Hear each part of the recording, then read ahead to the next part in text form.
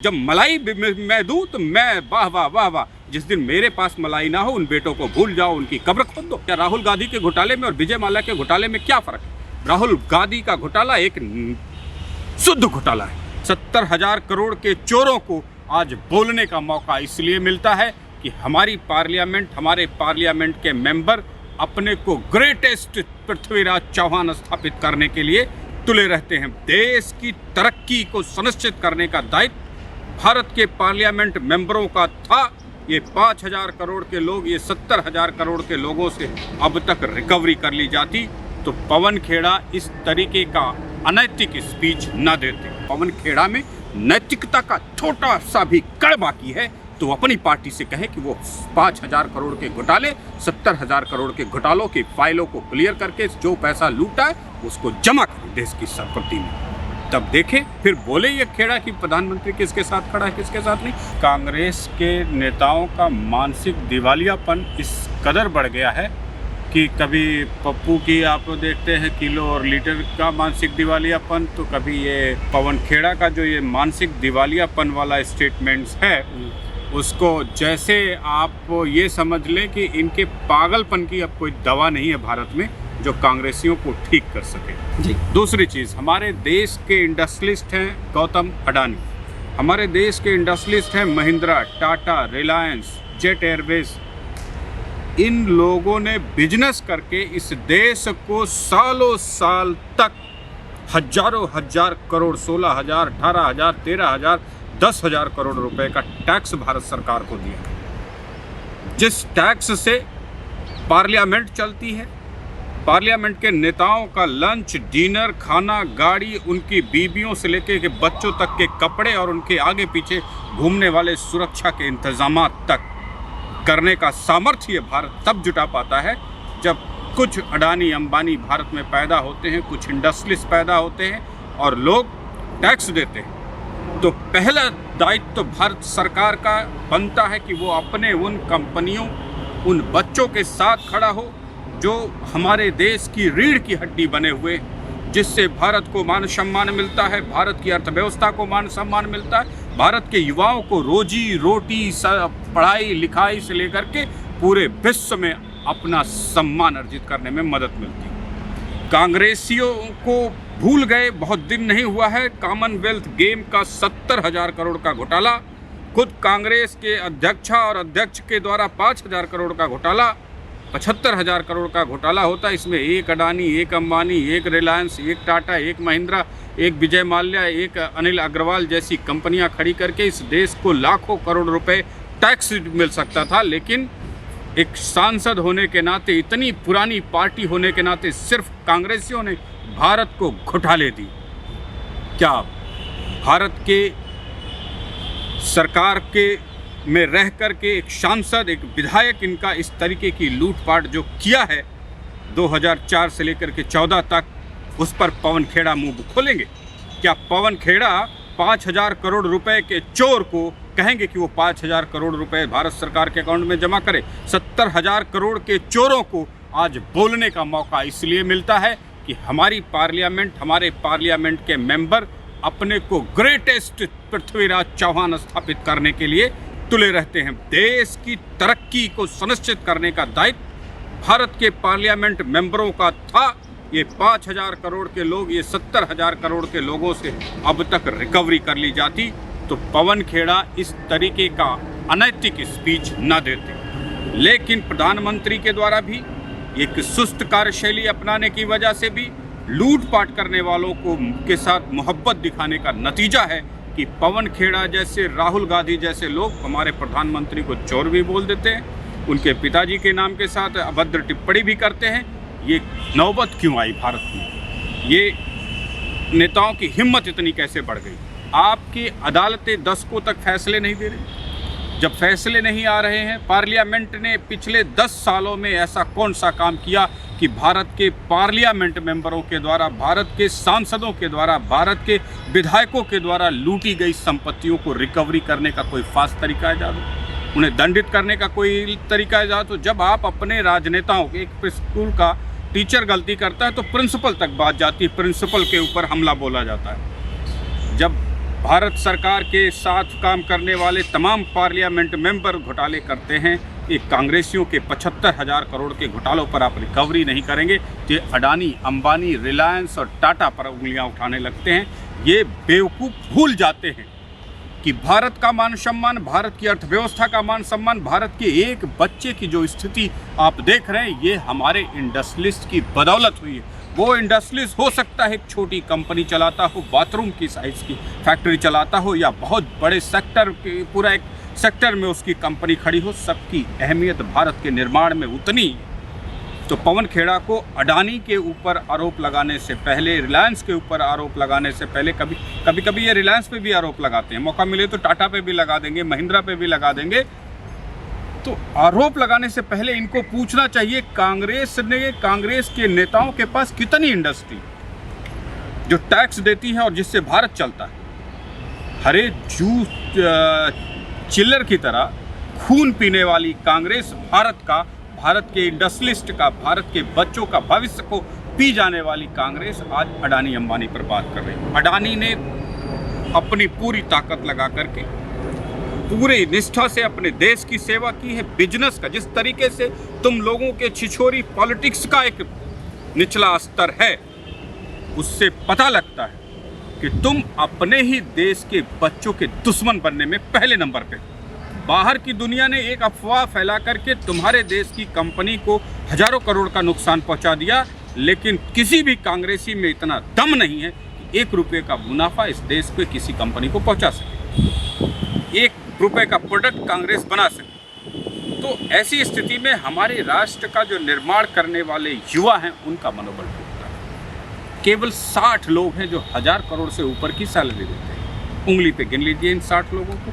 अगर अमेरिका, रसिया, Britain, Germany, France, Pakistan, अरब countries या कोई भी XYZ कंट्री का 60 व्यक्ति 60 कंपनियों को टारगेट कर दे तो देश डुबाने के लिए कांग्रेसी ही काफ़ी है। अपना घर डुबा देंगे ये, और उसके बाद जब घर डूब जाएगा तो ये प्रधानमंत्री जो पाकिस्तान का, वैसा कटोरा इनके पास होगा, लेकर के पूरी दुनिया में दौड़ेंगे। आज इन्हीं इंडस्ट्रीज की वजह से भारत का मान सम्मान बढ़ा है। भारत का प्रधानमंत्री का सम्मान कैसे बढ़ गया, ये बात सोचने की है। किसी भी देश के प्रधानमंत्री का सम्मान वहाँ के देश के कर्मठ युवाओं, इंडस्ट्रियलिस्ट और टेक्नोलॉजी प्रोडक्ट्स और सर्विसेज के दम पे बढ़ती है। पाकिस्तान के प्रधानमंत्री का सम्मान क्यों नहीं बढ़ रहा? क्योंकि प्रोडक्ट में जीरो, सर्विसेज में जीरो, टेक्नोलॉजी में जीरो, इंडस्ट्री में जीरो, स्टार्टअप में जीरो, बड़ी फैक्ट्रियाँ नहीं उनके पास। जितना हमारे अडानी, अंबानी, रिलायंस का बजट है, उससे ज़्यादा उनके देश का बजट है, इसलिए उनका मान सम्मान नहीं बढ़ता। हमारे देश में ऐसे हजारों अडानी अंबानी पैदा करने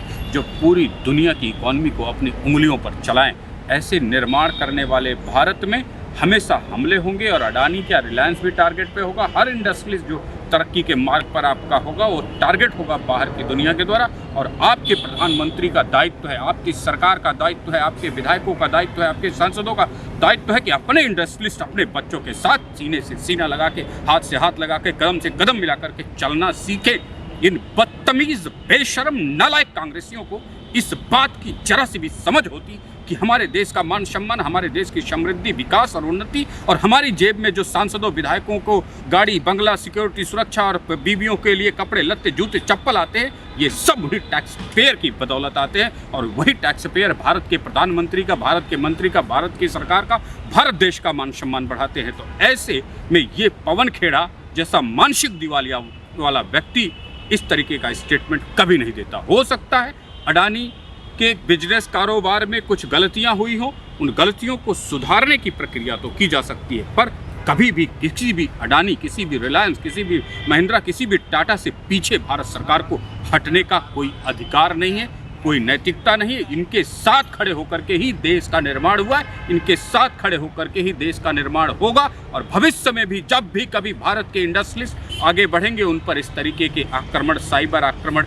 होंगे, क्योंकि अर्थव्यवस्था जो चलती है शेयर मार्केट पर, वो बहुत तेज उछलती कूदती है इस तरीके के कृत्यों से। तो ऐसे दोबारा हमले भारत पर ना हो, ऐसी व्यवस्था बनाने की, इससे लड़ने की व्यवस्था को निर्माण करने का दायित्व जिन पार्टियों को है, किसी भी पार्टी को इस तरीके का स्टेटमेंट जारी करना मतलब उसके मानसिक रूप से दिवालिया होना।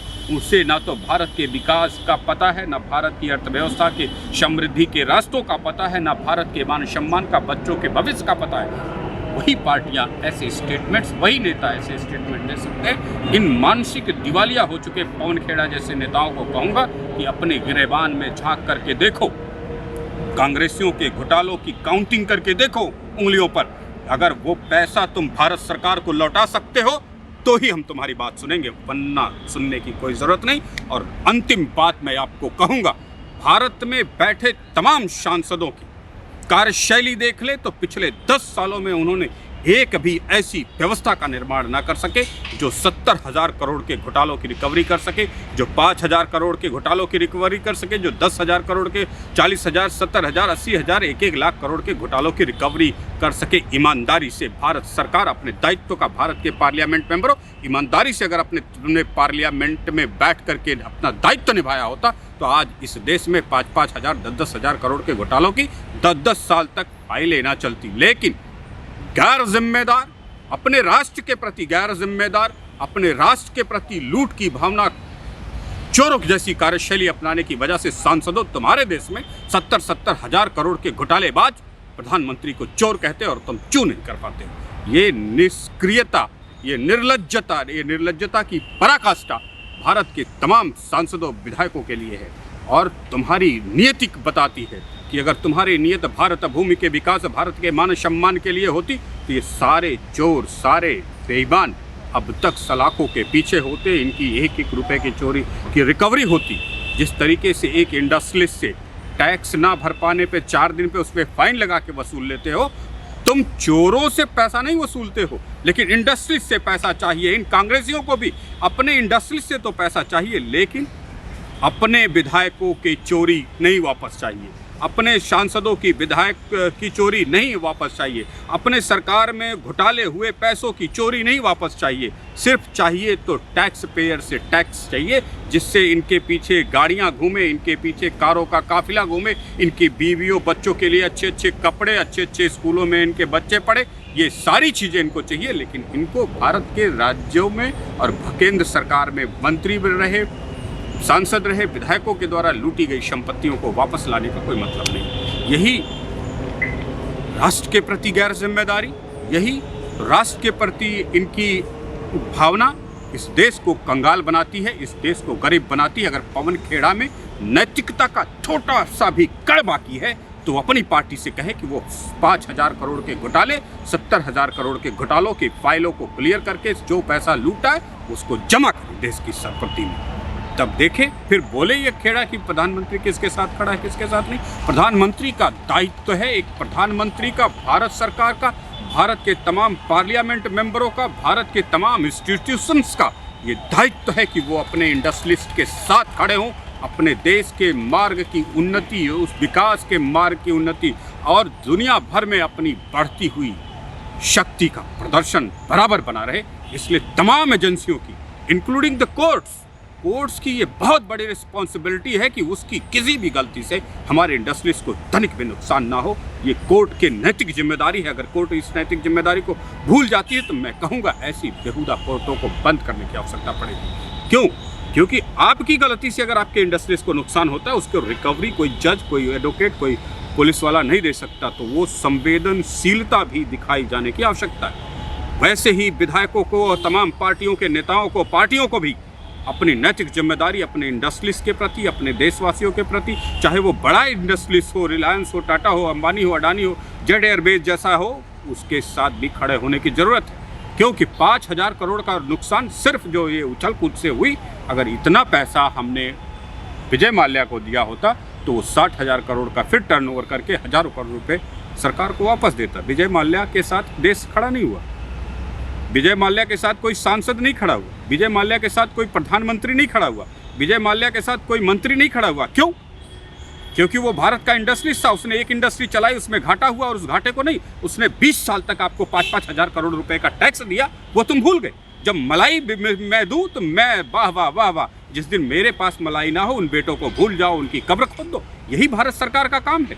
5,000 करोड़ रुपए क्या बड़ी बात थी? कांग्रेसियों ने 5,000 करोड़ का राहुल गांधी ने घोटाला किया। राहुल गांधी के घोटाले में और विजय माल्या के घोटाले में क्या फर्क है? राहुल गांधी का घोटाला एक शुद्ध घोटाला है। विजय माल्या का एक बिजनेस में किया जाने वाला नुकसान, घाटा, जो स्वाभाविक घाटा है। एक इंडस्ट्रियलिस्ट जब आपको हजारों करोड़ का टैक्स देता है, तभी भारत सरकार, तभी भारत के पार्लियामेंट मेंबर, तभी भारत की राज्य सरकारें उसके साथ खड़ी होंगी। जब वो बेटा मुश्किल दौर में होगा, जब वो घाटे के दौर में होगा, उसके साथ खड़ा होने का दायित्व तो किसका? उस प्रधानमंत्री का, उस सरकार का, उस विधायक का, उन तमाम पार्टियों का जो इसके दायित्व के लिए जिम्मेदार है। मान लीजिए मेरा बेटा कमा करके मुझको दे रहा है, देश में कोरोना आया, अगर मेरा बेटा उस टाइम पे कमाना कम हो गया, उसने हमें पैसे कम देना, तो मैं क्या उसको लात मारूंगा? एक बाप होने के नाते मेरा दायित्व है कि मेरा बेटा 10 दिन तक मुझे कमा के दे रहा था, जो मुश्किल परिस्थितियों में है, वो घाटे का सामना कर रहा है, तो उसके साथ खड़ा हो जाऊं, उसको सहयोग दूं, उसको समर्थन दूं, उसकी पीठ पर हाथ रख के उसके बुरे वक्त को पार करने में उसकी मदद करूं, और फिर वही बेटा भारत का नाम रोशन कर देता है। ये आवश्यकता है एक प्रधानमंत्री की, एक सरकार की, एक नेता की, एक विधायक की, एक प्रवक्ता की भी, वो चाहे किसी भी पार्टी का हो। और अगर दोबारा इस तरीके का स्टेटमेंट कांग्रेस पार्टी देती है, तो फिर समझ लेना कि हम आपका वही पोस्टमार्टम करेंगे जो आपके लिए सबसे उपयुक्त होगा।